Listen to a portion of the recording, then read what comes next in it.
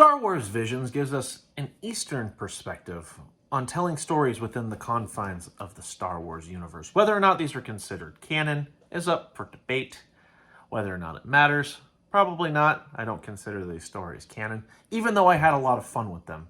It was very interesting seeing multiple Japanese studios create their own stories, tell them their own ways, and the amount of animation, the budget was top notch. It was awesome.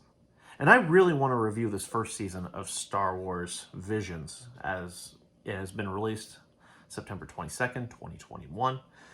But before I get to that, hey everyone, I'm Jet from All Day the Geek Way. I hope you're enjoying your day the Geek Way, as you should every day. May the Force be with you, live long and prosper. Hope I triggered some Star Trek and Star Wars fans through that.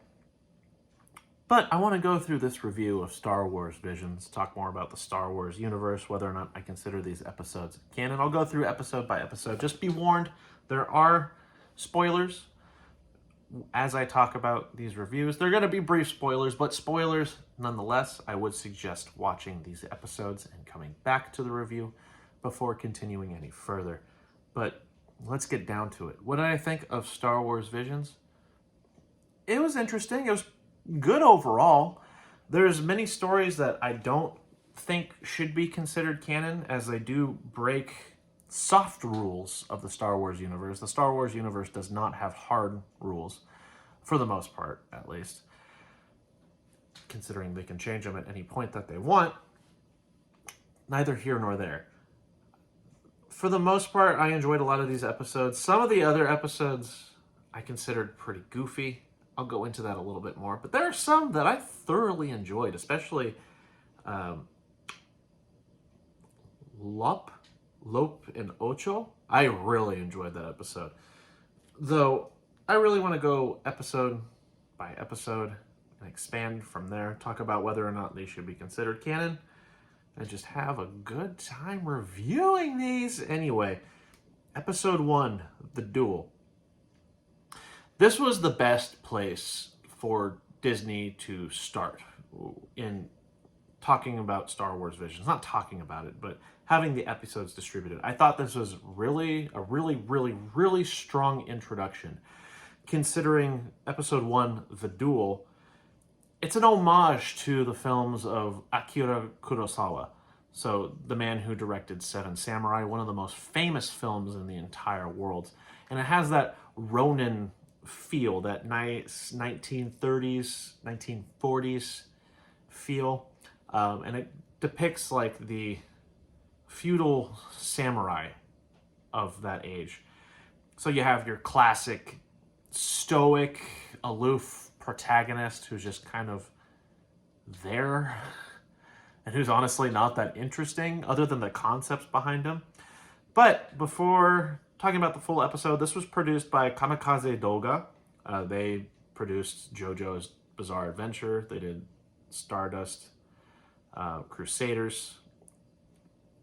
And again, this is an homage to Akira Kurosawa. And as for the animation style, it's the 3D type of animation style. It kind of bothers me because it's very off-putting. It's very noticeable to the eyes, like as opposed to 2D animation, but it's distracting at times. That being said, they did produce this episode in grayscale, so it uses very effectively shadowing, whether or not someone is malicious or has malicious intent. That's what I really enjoyed about this episode the most. It really has that rustic sort of feel, a little bit more archaic, for lack of a better word. And I enjoyed this episode. Like, the only color that you actually get are red lightsabers in this episode.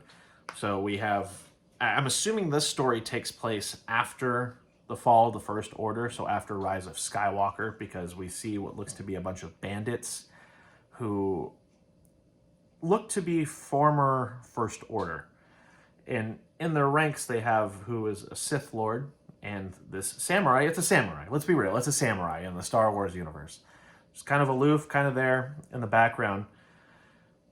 He fights this Sith Lord lady with a red lightsaber. And now this lightsaber, it's meant to look a lot more like a katana. A lot of episodes in this series Like the lightsabers actually look like physical katana blades. Super interesting.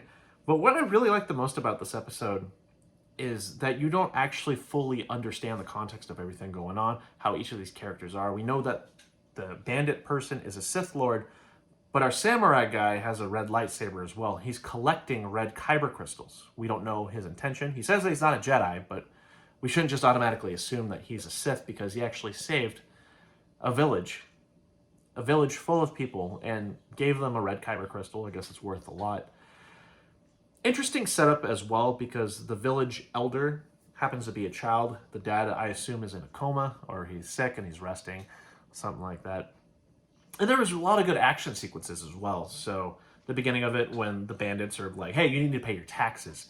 And then comes like someone who's inside of a probe droid, a former probe droid, and it has a bunch of weapons in it. There's a Trandoshan that ambushes a bunch of the bandits. I think you have a Quarren? Maybe not. It doesn't matter.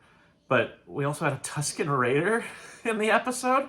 That was, okay, I will admit, that was goofy, because Tusken Raiders are known to be on Tatooine within the Star Wars universe. This is Star Wars lore guy with his glasses on, his Star Wars glasses, but funny to see a Tusken Raider smack a bandit in the head and do the thing and then get killed.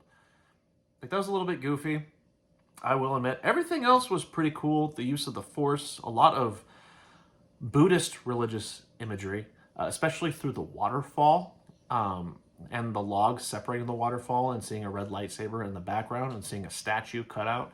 That's what I'm assuming is meant to represent Buddha or maybe like a bodhisattva or something like that. Overall, this is a strong start to Star Wars Visions. So I'll give it credit where credit's due. I don't know whether or not I would consider this canon. I would be interested in this episode being expanded, following this samurai character, understanding why he's collecting red kyber crystals, why he has a red lightsaber, whether or not he's a good or a bad guy. Is he Sith? Is he Jedi? Or maybe he's a dark Jedi? I don't know. I know that's considered legends in terms of the Star Wars universe, but I'm going to move on right now. Episode 2, Tatooine Rhapsody by Studio Colorido. So I guess these guys have done some Pokemon series, and they did Burn the Witch. If you don't know what Burn the Witch is, it's an extension of the Bleach universe. Tite Kubo created a Western version of the Soul Society, and it's called Burn the Witch. I loved Burn the Witch, these 3 episodes. I thought they were fantastic, actually. So it was good to see Colorido be able to do their own thing. However, I did not care for this story. I thought it was goofy for the most part. Like, the beginning, I'll give it credit. I had Boba Fett and what's his name? Morrison, the guy who plays Boba Fett. Temuera Morrison. I like that. Boba Fett's my favorite character in the Star Wars universe, so it was good seeing Boba Fett, but the Rock Band aspect, like starting with a kid who's a Jedi escaping the Clone Wars. There's a bunch of death and destruction of droids and clones. This kid just falls, his lightsaber breaks, and a Hutt is just like, hey, come join me. We'll start a band. Now, he didn't actually say that, but they didn't leave much context clues. It was just a Jedi trying to escape the Clone Wars, and this guy's like, okay, go with me. I'm a Hutt, but the Hutts suck.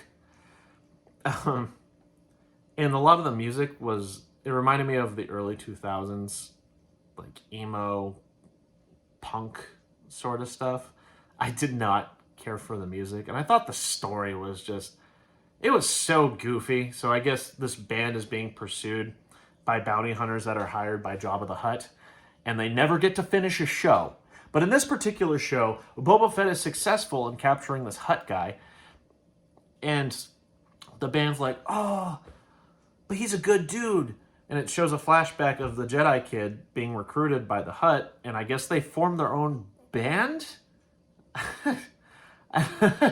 So they go to talk to Jabba the Hutt. They're taking hostage for this guy, and they're like, we're going to perform our last concert. And they perform at the racetrack. So this was kind of cool, I got to say. the pod racing track from episode 1, and they have a live rock performance in front of Jabba the Hutt in a huge crowd. And I guess it goes well to where the Hutt guy isn't going to be killed. Oh, the Hutt dude wearing like those spiked bracelets, having those really small glasses, the gothy hair. I'm sorry, it was so goofy. And at the end of the episode, Jabba, like, everyone likes our music. Will you be the first to sponsor us? Like, he can't say no and he has to keep the guy alive. And I'm like, dude, you're dealing with a crime lord and you want to be sponsored by a crime lord. You're a useless Jedi. I don't know. I did not care for this episode. The only thing I enjoyed was Boba Fett. And actually Boba Fett, when he's like bobbing his head to the music, I was just like, all right, I'll let that part slide. But everything else I just thought was really goofy. Episode 3, The Twins. This was also really goofy. So this was done by Trigger, Studio Trigger, and they did Kill la Kill. And Kill la Kill by itself, so surreal. It's so ridiculous. Kill la Kill has to do with people gaining powers through omniscient clothes. Or sentient, not omniscient. They're sentient clothes, and they have the power of scissors that can cut threads, but Kill la Kill was ridiculous. Awesome action, though. Awesome animation. And this had amazing animation, as much as I didn't care for the story. So it centers around 2 twins who are raised to be Sith, and they have a specific objective of obtaining kyber crystals to be able to have the ability to destroy planets. But we're introduced to a Star Destroyer, to be fair. But then we learn there's a second Star Destroyer, but these Star Destroyers are connected to each other by a laser, and these are Gemini-class Star Destroyers. That was one of the goofiest things I've seen in Star Wars in general. Like, I know in Rise of Skywalker we had Star Destroyers that were eventually capable of destroying planets, and I think this is supposed to take place in between the fall of the Empire and the rise of the First Order. Maybe. But it was just really goofy to see that out in space, just like Star Destroyers. They have 2 different bridges, and they have to be able to communicate with each other to go in certain directions. Like, it just seems very impractical. But they obtain kyber crystals. But the brother of the twins, he's a good guy now. And he manages to get the kyber crystal from one of the Star Destroyers. The sister's just like, no, I will stop you. And then they fight in space. Actually, before I get to that, there happens to be an X-Wing fighter in the hangar. I don't know if you know this in the Star Wars universe. X-Wing fighters are mainly carried by the Rebellion. I'm surprised the Empire wasn't just like, yo, there's an X-Wing fighter. Should we report this? Unless it was captured. We don't know the context. It's just a little bit silly because the guy's just like, my X-Wing fighter, I'm going to escape. Like, at least try to escape through a TIE fighter, like a TIE interceptor, even a TIE bomber. But it's like, no, we're going to get an X-Wing fighter. The X-Wing fighter doesn't even get past the Gemini-class Star Destroyer because it's taken down by the sister with her force powers trying to get a hold of the kyber crystal. And then the brother, his ship crashes, he ejects, and he's alive in space. He doesn't have a suit. And in the Star Wars universe, it's kind of established, like, yeah, you'll still die in space. Leia survived. Barely. But this kid is just like, let's fight, sis. And then the sister starts fighting, and she gets... Her armor gets wrecked. And they're both fighting fully exposed in space, but they're getting their power from the kyber crystal. But the kyber crystal separates as they're trying to compete through the Force to see who gets it, and it separates. And I'm sorry, I can't... this episode was so ridiculous, actually, now that I think about it. The girl puts the kyber crystal on her chest piece in her armor, which extends and it creates like force whips, like lightsaber whips, which has been in Legends. It happened with Githany in the Star Wars Darth Bane books. Though it's just like she makes 4 once, not to mention that she could turn them into lightsabers, she could fight with them, she's able to overpower her brother, and her brother's just like, I don't know how to beat her. Oh, I guess I can use this. And I guess he's had an empty lightsaber that he put a kyber crystal in and it ignites blue. And I'm like, you were trained to be a Sith. You have a lightsaber and a kyber crystal. Don't act surprised when you need a kyber crystal to use a lightsaber, bud. Anyway, the action is ridiculous. It's awesome. It's well animated. It's incredibly well animated. But if you're looking for a quality story, I'm sorry, you don't get it in episode 3. You get awesome action sequences and animation. And the sister is about to be like corrupted by the kyber crystal. She's basically going to die until the brother's just like, I don't know what to do. Oh, hey, droid, go to light speed. I will have my lightsaber extended. And we'll make sure she's safe. Like, there's an action sequence where the lightsaber, like, barely cuts the chest piece so it doesn't kill her, but at the same time, it destroys a Star Destroyer. It cuts it entirely in half, kind of paying homage to The Last Jedi, when Purple Hair Lady uses light speed and cuts in half all the Star Destroyers, but this was... This was so goofy. He's standing on the nose of his ship, like, exposed in space. Like, go to light speed. And he survives. You can survive light speed? Okay. This episode is really goofy. It's not my favorite. It's not my favorite at all. But the animation, it was there. It was there. Studio Trigger, they tend to be amazing with their animation. Kill la Kill was amazing for its not amazing storyline. The action sequences were awesome.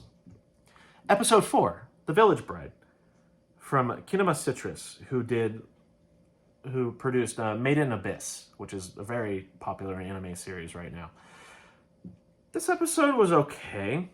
I did like the dynamic in being able to understand the planet the two central characters were on, or I guess the one central character who's a fallen Jedi, but they're trying to understand the planet, the inhabitants of the planet, and what they have to deal with.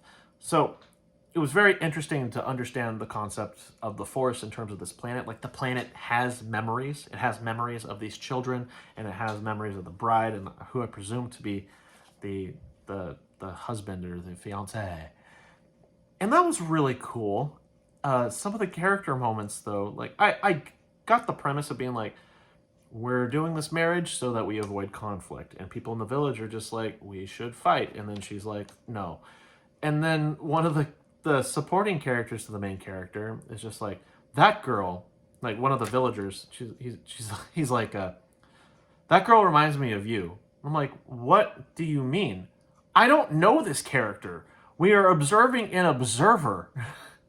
The fallen Jedi person is just an observer. We have no idea her character, but someone else is being like, she reminds me of you. It's like, oh, okay, she doesn't like authority or oppression.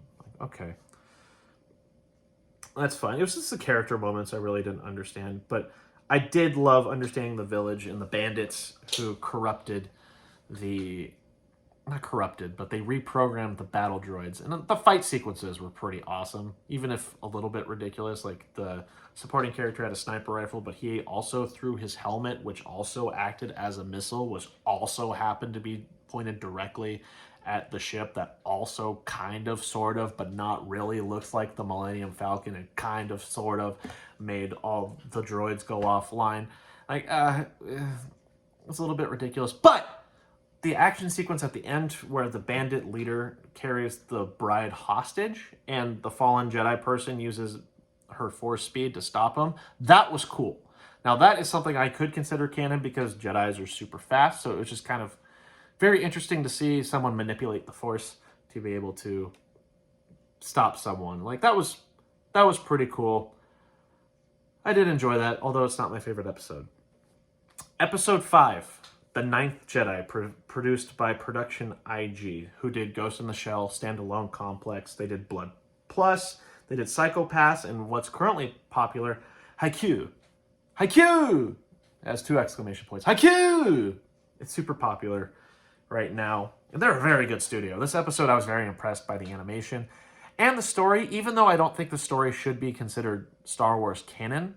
As an element within itself, and it just so happens to be in the Star Wars universe, I enjoyed this story. I enjoyed the concept of someone bringing a bunch of what are presumed to be Jedi together Although we don't see the person who brought them all together, so we can maybe assume that he's evil, because everyone else just seems kind of like, oh, why was I brought here? Is this guy seems pretty suspicious. They don't tell you who these characters are. Although the main dude that we're introduced to, excuse me, everyone, is this all of the Jedi who were brought together? Like, super formal. I didn't like him. I didn't care for him at that point, but it didn't matter because we have the Jedi, the Sabersmith, and we have his daughter. That was cool.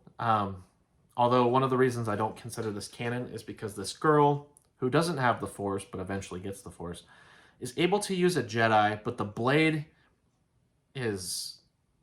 you can see through the blade.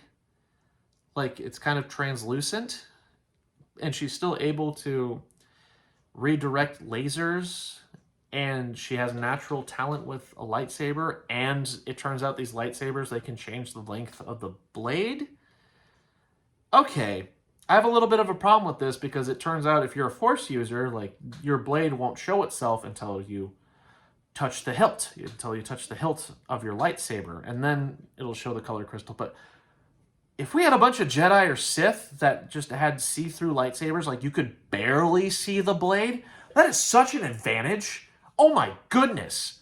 Like, this is a flaw that I see, because I've always been under the impression, and I could be wrong about this, but people who can't use the Force, who have a new lightsaber and a new kyber crystal, aren't able to ignite a lightsaber. I could be wrong on that. That's fine. I am open to it. There may have been cases. I know Han Solo and Empire Strikes Back used Luke's lightsaber to cut open the Tauntaun.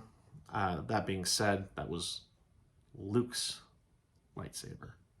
Well, it was Anakin's lightsaber, went to Luke's. Doesn't matter. Point is, I was kind of confused about this. And a translucent lightsaber, that's a little bit overpowered. I'm not going to lie, especially if you could still reflect lasers. And then having a color on your lightsaber, like, hello everyone, I have a lightsaber, I stand out, you can shoot me.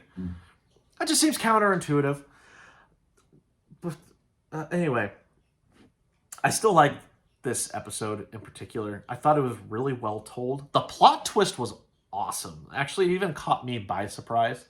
Because we're made to think that the dude who brought everyone together is actually a Sith trying to get a bunch of Jedi Padawans all together, and apparently all these Jedis lost their masters. Well, it turns out everyone except for like 1 or 2 people is actually a Sith. They're Sith apprentices trying to infiltrate this Jedi area, and the master has been hiding inside of the droid the entire time. I like that. That was a lot of fun, actually. And it was also the best action sequence is when one of the Sith has their lightsaber, but the Jedi, and it's ignited red, but the Jedi grabs it and changes the kyber crystal color like mid-battle, so it goes from red to green. That was cool. And I wonder if that's to be explored within the Star Wars universe at all. That also seems really overpowered, just having your influence change the color of a kyber crystal, because kyber crystals in canon are corrupted by Sith. It used to be in the old Star Wars lore that they were artificially made crystals for the Sith, but now they're corrupted crystals. They're corrupted by the dark side, and when they're purified, they come out as white, which is why Ahsoka has white lightsabers. I digress. That was an awesome action sequence. That was super cool. And having the Jedi Master just take down multiple Sith apprentices, and then the girl who delivers the lightsabers, because her dad smithed them, and then she was ambushed by a bunch of like Sith people who are just like, don't make lightsabers, mini poo-poo head. Why would you stop him, though? If you're aware that the people on the ship are Sith, and they were hired by Sith, why would you try to stop the lightsaber smith? They're going to get a hold of the lightsabers anyway. Huh? I just thought about that right now. That's kind of confusing. I still love this episode, by the way. I really do. I thought it was really well done. The animation was amazing. Seeing our main protagonist, the daughter of the lightsaber smith, turns out she has Force powers and her lightsaber ignites green. That was cool. A little bit confused about the purple lightsaber user. I guess he was super influenced by the dark side and he was attacking the Jedi guy, and then the Jedi Master was like, "Hey, don't do that." He's just like, "Oh yeah, that's true. I shouldn't do that. I'm sorry." And I guess he's one of the 4 Jedi at the end of the episode. Because I know Mace Windu had a purple lightsaber, and there was like tendencies toward the dark side with him, or his fighting style, I should say. Um, I don't know. That was interesting. That needs explored a little bit more, and how purple lightsabers actually come about, because the color of the lightsaber comes about by the user. So I'm curious to explore purple more. They do explore it in Legends, but not so much um, canon. So anyway, a good episode. That's the long and short of it. I enjoyed it. Episode 6, TOB1. So this was done by Science Saru, who did Space Dandy and Devilman Crybaby. This episode was cute. Like, I don't use the word cute a lot, but it was cute. It was very lighthearted for the most part. It's like it centers around a robot kid who fantasizes about becoming a Jedi, and he has his creator wants to save the planet that they're on. He wants to give it life, and he's on the pursuit of giving it life. So again, it's called TOB1, or T0B1 to be fair, but it's kind of in reference to Tobio, which is the original name of Astro Boy.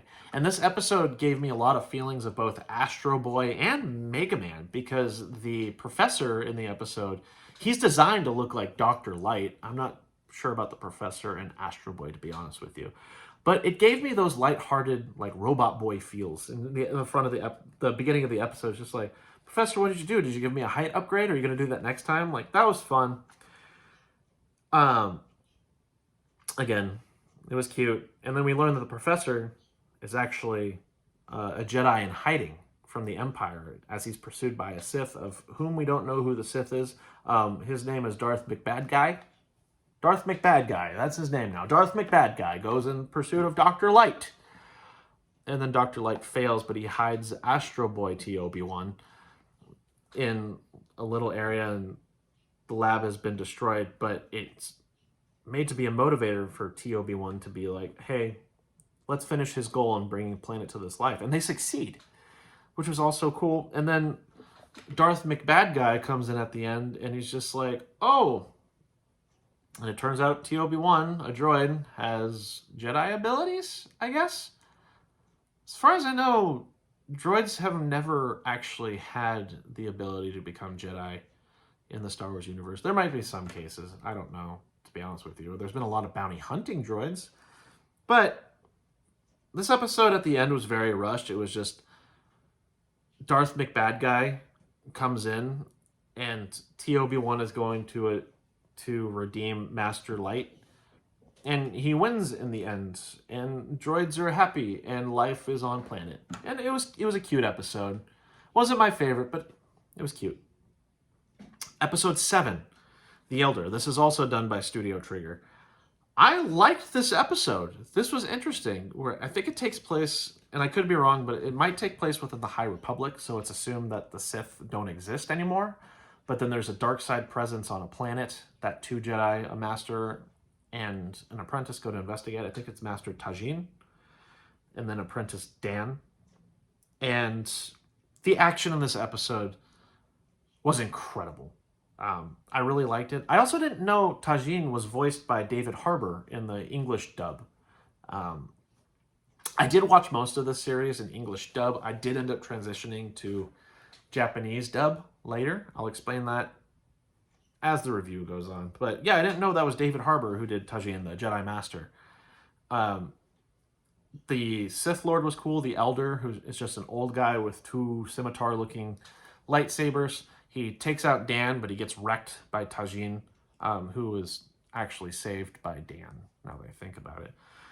What I love the most about this episode, other than the animation, was actually the premise behind it and the messaging. So the Elder is an old man in pursuit of power and in pursuit of a good lightsaber battle, essentially. He's pertaining power, and after the Elder is defeated and he blows up his Sith fighter and he disintegrates, I guess. he turns to dust. Anyway, the premise being like, this man was just in pursuit of power. He wanted to become powerful. And in fact, if this man was in his prime, this lightsaber battle would have came out different. And the apprentice is like, what do you mean? Should we not pursue power? He's just like, no, that's not what I mean. Because power can be used for good, especially for those that are less powerful. But those who seek to obtain power are those who, in the end, fall and lose it all. And I thought that was a really good message behind it. Other than that, the lightsaber battle between Tajin and the Elder, that was super cool, especially when he destroys one of the scimitar blades midair. The Elder gets mad, and they're kind of like in a lock-in battle. Dan, as he's wounded, sends the lightsaber in to distract the Elder. But as the Elder's distracted, the Jedi Master turns off his blade, goes to the man's chest, and ignites the lightsaber through his heart. That was awesome. I really liked that. That was super cool. Not like The Last Jedi, where it's just like click, click, and he like kills a royal guard. This was honestly super cool. It was very slick. It was very smooth. But that's not surprising with Trigger.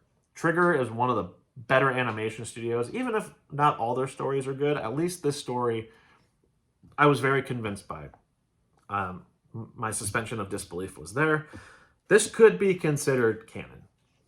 I'm okay saying that. Episode 8.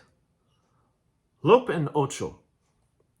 This is my favorite episode of Star Wars Visions, as of yet. This is done by Geno Studio, who did Golden Kamuy. I'm not familiar with that series, to be honest with you. But again, my favorite episode of this entire series. So we center around Lope, who, at her young age, her parents are dead. She's basically a fugitive, and she's trying to steal to be able to survive. But she's adopted into a family of a daughter of a gentleman whose name I don't remember what it is, to be honest with you, but his daughter, Ocho. She's adopted into the family, and she basically has a happy life, but then we skip to 7 years later, and there's a disparity between the dad and Ocho. Ocho wants to work with the Empire, and the dad's just like, why do we need to work with the Empire? We weren't even under the Republic, and we were able to survive on our own. Why this? So there's a family separation going on, and we get to see it through the adoptive daughter of Lope. And I really liked it, because Lope is talking to Ocho, and then we find out Ocho was actually trying to convince her dad to work with the Empire, and the dad was refusing. And this is a story where I feel like it has room to expand within the main Star Wars universe, because it ends basically on a cliffhanger. There's no resolution to it, really, other than Lope gets her force powers and Ocho manages to escape with her life, even though their dad is dead. And their dad has given the lightsaber to Lope, who happens to have the Force. That's what I found that really weird in recent Star Wars lore, where it's just like, they have the Force. Rey did this in the sequel trilogy, which isn't inherently bad, but it's a very common trope now. It doesn't feel natural, because even Luke didn't know he had the Force, and he had to work toward it. Anakin didn't know he had the Force. He had to work toward it. Lots of characters don't know they have the Force, and they work toward it, but some of these characters are like, no, I have a feeling. Like, I will reach my hand out and grab that blade that I didn't know I could reach through telekinesis. That's the one downside, but in terms of storytelling, it's a full story. We understand the dynamic between the family and Lope, and her being adopted into this family, having food, being given a family after she lost her own, but then having that betrayal of her sister, who she grew up with. And as a result, her adoptive father dies. And these sisters are at odds with each other. They're on two different sides. But all that Lope wants is to get Ocho back and have her as family. But the last thing we see is Ocho escaping on top of the ship. This is a fantastic story. I have to say, I had a good time with this story. This is the one where I had to transition from English sub to Japanese. English dub to Japanese dub. I wish I started at the beginning with Japanese dub. I'm a Japanese dub guy. That being said, for anyone who prefers to watch it in English, please don't feel ashamed. I know there's a lot of memery online of being like, no, like you're a purist if you watch it Japanese, like English sub. It's like, it doesn't matter. Let people enjoy what they enjoy. Listen to it in Cantonese and read it in English. Listen to it in English, read it in Japanese. I don't care. Let people enjoy stories how they want to enjoy them. I prefer to hear the Japanese voice actors and look at the English subtitles because it gives me more context, not just to the language, but the inflection as well as what the subtitles and the dialogue are trying to convey. So listening to this Japanese dub, pretty fantastic, bro. Pretty fantastic, bro. This is my favorite episode by far. Episode 9, and this is the end of the series. Akakiri is the name of the episode, where we follow a Jedi trying to help out someone who's part of the royal family, a royal family on a planet. She is a princess, but he keeps having visions like mid-battle, which inhibit his ability to be able to fight on. So this is also done by Science Saru, again, Space Dandy, Devilman, Crybaby. Doesn't focus on the character detail, like the physical detail. It's very plain on the physical detail, but that being said, where it doesn't have the physical detail, it makes up for in fluid animation. So even at the beginning of the series where the Jedi is being ambushed by a bunch of people, bandits, I guess we can assume, the animation flows really well, and it's really cool to see the lightsaber combat because you see the blade moving and then you see like rays of light following it as if it was like moving in the past. I like that. That was super awesome. I really like the light use in the episode, the literal light use. Like even when the princess is walking on top of the palace and it's showing like a past memory, and it shows the sunlight and the rays of the sunlight moving down within the camera angle as the camera pans, excuse me. And yeah, I like the use of lighting. And this was a good episode to end season 1 with, because it doesn't turn out how you expect with Star Wars where things are good. Follow this Jedi guy who's trying to help this girl that he like sincerely cares about. And we've seen him as they have their Sherpas. They're not going up a mountain, but they have guides. And one of the guides, he's taken out due to a bad storm, but the Jedi goes back, rescues him. And his whole thing is to stop this evil lady named Masago. She's a fish egg. She's a giant fish egg. She's Masago. If you don't know, Masago are like small fish eggs that you put on sushi, all that stuff. So yeah, they're small fish eggs. But I thought that was funny. The Sith Lord is named Masago. I was like, oh, bring it on, fish egg! I dare you. I got off track. I got completely off track. I thought that was a little bit silly, but I did like the premise of someone who's having visions, and the visions are blurred. And not to mention, when they're blurred, it's like a bunch of dots that are moving. It's all blurred, and there's no physical features as much as we just see like a fluid dot. Like the frame rate, the amount of frames that they used for it, that was impeccable. That was really, really well done, actually. And in the end of it, he fights Masago. I forgot the main character's name, but he fights Masago, and he ends up succumbing to the dark side after, in his vision, he accidentally killed Misa, who is the princess on that planet. The one problem I had with it at the end, he's just like, oh, I bow to you, master, like, help me revive her, and she does. Masago holds the main character's hand, touches her body, and then she's brought back to life. This shouldn't be considered canon.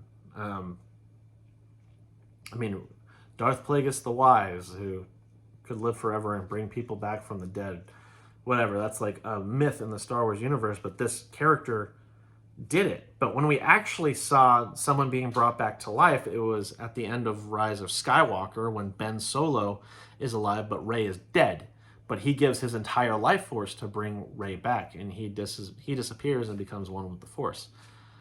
them to just nonchalantly do it, like, dude, everyone should be part of the dark side. Just bring back anyone who's dead that you care about.